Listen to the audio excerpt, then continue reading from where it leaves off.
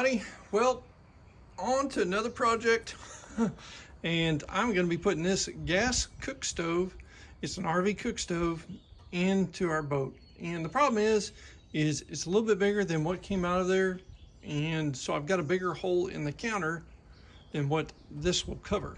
So it's not too bad this way, but the length is definitely off. So what I'm doing here is going to be cutting another piece to cover the existing hole, and then also cut out the hole that the stove is going to sit in.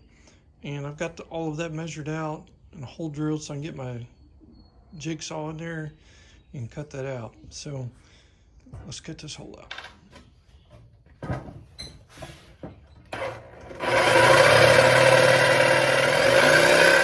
As you guys are using your jigsaw, just make sure you take plenty of time and just watch your line, because just remember, you want a really tight clearance on your stove, and then also when you set it in the countertop itself. That's it right there. As you see, I've got quite a bit of room underneath there. So that's gonna be the first step. Now we're gonna do some sanding on it and take off all my pencil lines, straighten up some of the edges, and see what this thing looks like after it's all sanded. Alright, so I think what I'm going to do is, since this is pine, I think what I'm going to do is go ahead and put some epoxy on it, and that way it'll make it a really nice hard finish on the outside. And then I think I'm going to go ahead and paint this just like I did the rest of the countertop. If you go to my channel, you'll be able to see how I did the interior countertops on the boat, and I'm going to make it the same color. That way we're all matching. I went ahead and kind of rounded the corners off a little bit, and got her all nice and smooth, and man, this should be good to go. So just taking a paper towel, kind of hitting knocking all the dust off. Mix this up right quick, and the more hardener you put in here, the faster this is going to set up. It says mix as follows: quarter can of resin equals a quarter tube of hardener. So there is, how many ounces in here? 28 ounces in here. So 32, close enough. Yeah, we'll go for a quarter of a tube on the hardener. Mix it up, and a hardener tube just cracked. So now we're gonna guess and put a little bit more in there and call her good. Woohoo! Guess what? Now we gotta move fast now, because I know one thing. I think I dumped more hardener in there than what's supposed to, and now she's gonna set up so fast. I hope they get it on there before it really sets up. So we'll mix it really quick.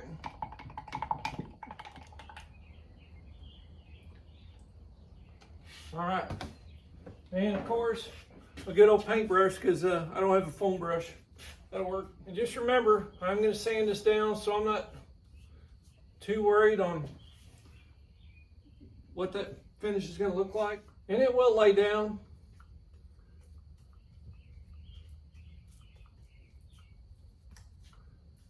Just put it on there as quick as you can, especially when she's mixed a little hot. Main thing is get it to where we're trying to make it waterproof, since it is going to be on the countertop, and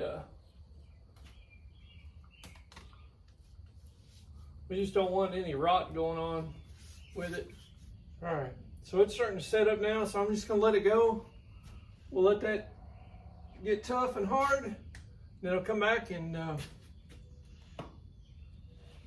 give it a good sanding. All right, so I've let this cure for right at 24 hours on this epoxy that I put on here. As you can see, it's got a nice little shine to it that is untreated right here. And as you can see, you've got a little bit of some unevenness there where the epoxy is. And that's all my fault. I probably should have just used a foam roller. But now what I'm gonna do, I'm just gonna hit this with probably some 180 sandpaper. Get this smoothed out, and then I'm gonna put that Rust-Oleum hammered block on that. I'm probably gonna do 2 coats and then do a couple coats of poly on top of that, and it'll be ready to roll. Backside just a little bit, just to kind of flatten a couple of these little high spots down, and we'll be ready to clean it with some acetone and then spray it with some paint. Get it cleaned up with some acetone right there, and all this is going to do, this is just going to really make a good, nice, clean surface for when I spray the paint on there, and we'll be ready to roll. Give it a good wipe down, kind of get all that sand dust off.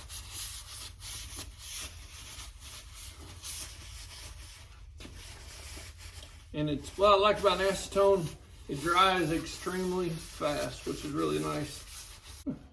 All right, so let this air dry for a second, and we'll shoot with some spray paint. Right there, hammered paint and primer all in one, and it's the hammered, which is really nice. So same material.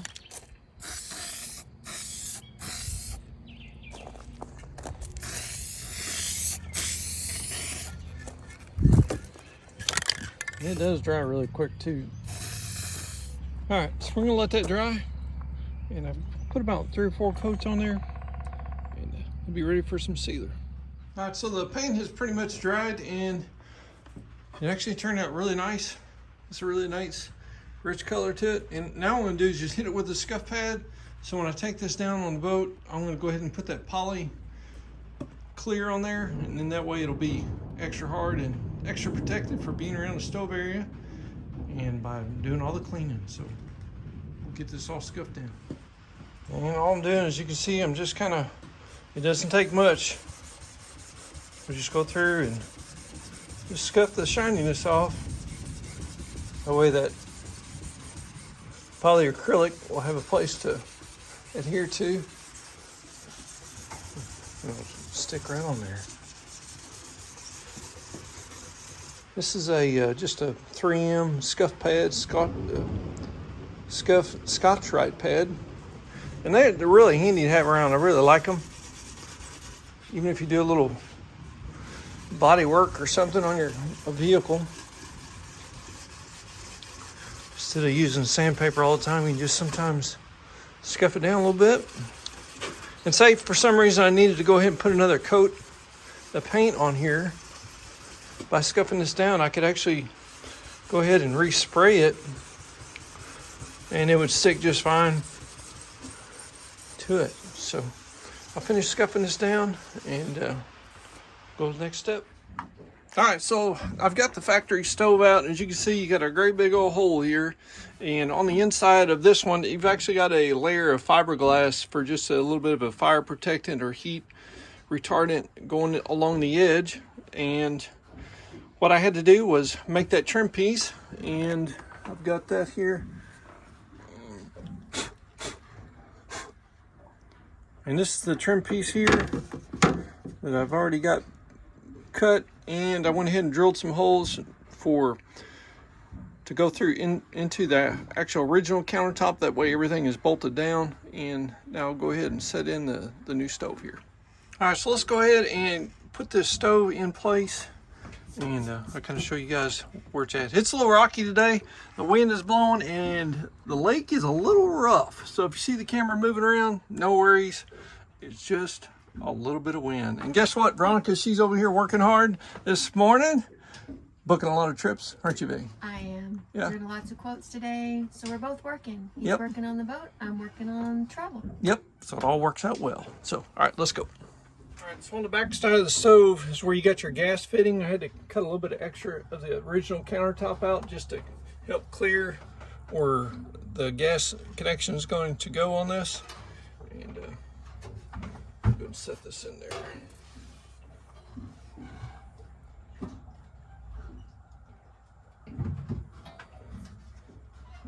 And this is a Dometic RV stove. And what I really like about this RV stove is I had looked at some other gas stoves online on Amazon, and they didn't have like a little recessed area, so when your pan sits in here, you don't have to worry about it sliding off if a wave hits you, or even if you're anchored and whatever big storm comes up and kind of catches you off guard. It does have a little recessed area on the complete grill. That way a pan can't go sliding off and land in the floor, which is really nice. So the only thing I did kind of run into, I had to drill some new holes here and here because I want everything to be bolted to the original countertop.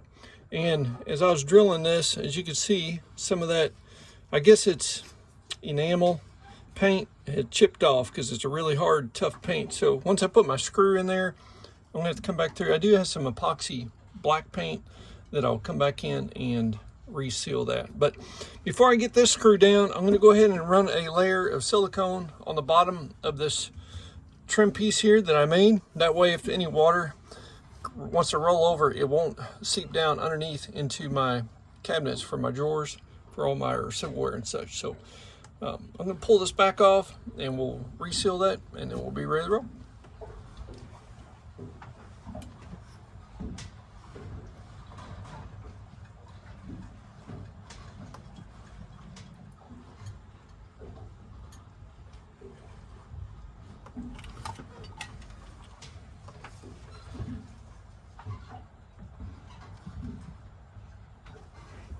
And I know a lot of people might be afraid of gas stoves, but I don't know, guys. I've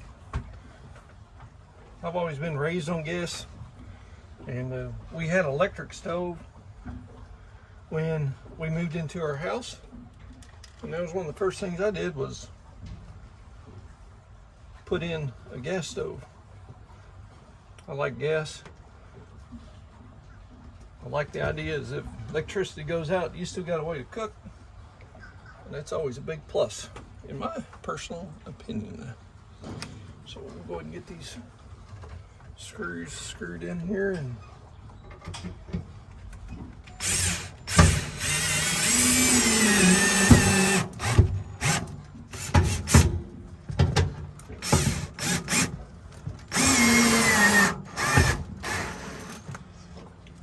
it's gonna, there's a couple of holes here on each side. There's gonna be a hinge, and what you're gonna be able to do is lift the glass up.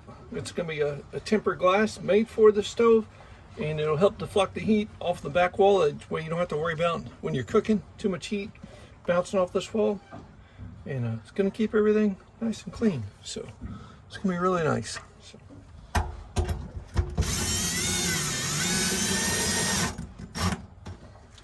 Go ahead and suck this down here a little bit tighter. Make sure it's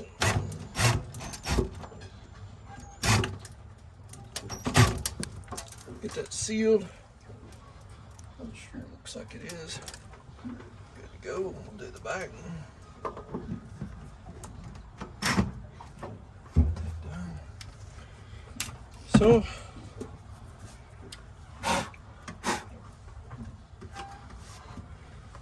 So anyhow, we'll let that sit up, and it should be all right.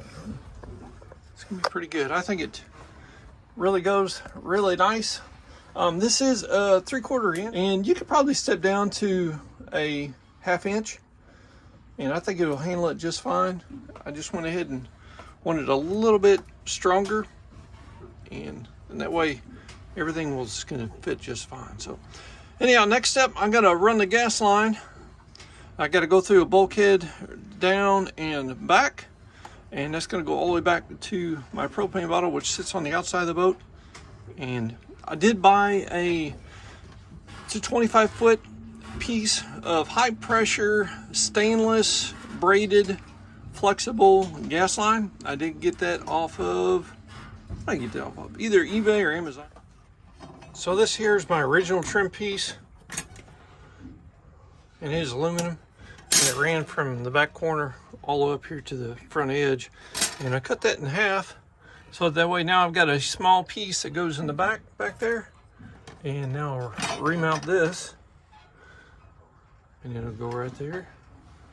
And man, I think it turned out really good. Everything else that I'm using in this video, just check it out in the description. So this stove does have its own igniter, which is really nice. And what is nice is when that glass piece comes, it's going to cover all of this.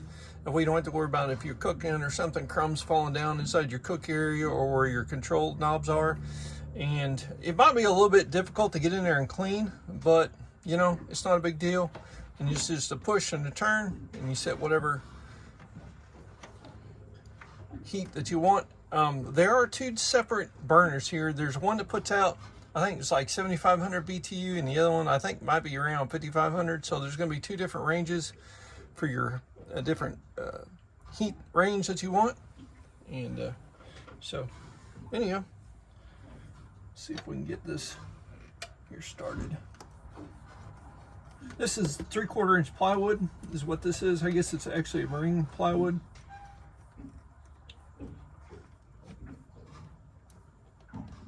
They don't have to be very tight either. There's such a small screw. All you're wanting to do is just make a little backsplash there.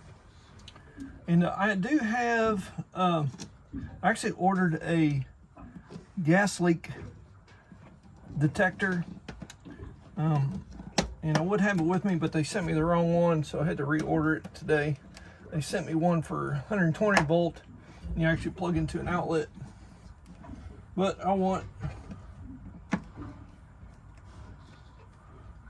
one that's going to be 12 volt. That's why I don't have to worry about being on my inverter side or running off my generator, either one on the 120 side. So got that coming, and we're going to be putting that down low, located somewhere close to the floor, because gas is heavier than air and it's going to settle in the lowest spot. So we'll put that down low and hook that up to our 12 volt source. That way we don't have to worry about a gas leak and causing a problem. If you don't have on the boat a smoke detector or a carbon monoxide detector, you really need to get one for your boat. It will just ensure that you're safe at all times, especially if you get a cabin cruiser. I mean, ultimately that's the only place you really need it. But just make sure you're safe and get what you need. So we'll be installing that shortly as well. All right, so I went ahead and held off on putting this video out until I got my glass top for the stove. And this is the glass top. I actually got this off eBay and actually got about half off, about half the price is what they're actually running. The only thing I have to do yet, it didn't come with the little screws, the nuts that actually go to the back side of the screws here, but this is it. It is a tempered glass and actually made for the stove. So this is it, and that way it'll prevent the heat from coming in contact with the back side here. And also this has a locking lid, so once I get the nuts put on the back there, once I pull it back like this, it actually locks in place and it will not come forward, which is really nice. That way you don't have to worry about it slamming down on the pots or pans when you're cooking here. So all you have to do is you just pull up a little bit, it releases that, and just bring it on down. Really nice. So guys, anyhow, thanks again for watching the video, and I'll probably take you through the process on another video of me running the gas line to this back to my tank, which I keep on the outside of the boat. So I really appreciate you guys coming along for this video. Just another project done, and guess what? It is the boating season, and if you guys have seen me on my channel, I've been working a lot on a Ford F-250, and I'm kind of glad that I'm going to take a little break and switch gears, and now me and Mrs. King can go for some nice boating trips, and I hope you guys can come along. But stay tuned for some more boating projects and boat repairs and boat trips, because it's going to be a fun summer. So God bless you guys, and we'll see you soon on the G Man King channel. See ya.